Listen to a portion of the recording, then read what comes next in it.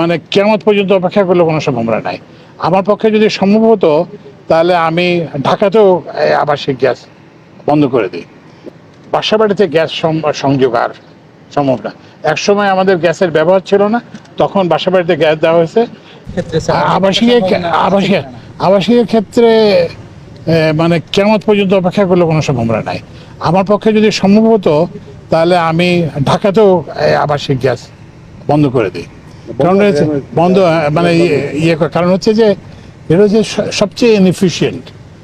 কারণ শিল্প কারখানা যেখানে গ্যাস পাচ্ছে না, বিদ্যুৎ উৎপাদনের জন্য যেখানে গ্যাসের ঘাটতি, সেখানে বাসা বাড়িতে তো এটা একটা অপচয়। এটার যে যে ব্যয়, মানে এই গ্যাস যে সরবরাহের ব্যয় আর এই গ্যাস থেকে যে টাকা পাওয়া যায়, এটার মধ্যে বিস্তর ফারাক।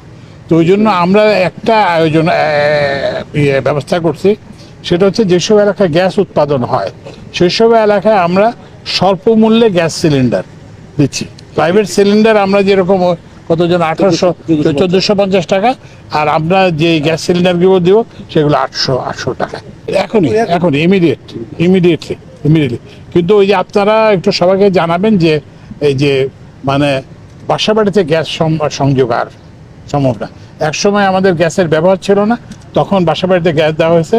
এখন এলপিজি এসে গেছে এবং আমরা এলপিজির দামও কমানোর চেষ্টা করতেছি।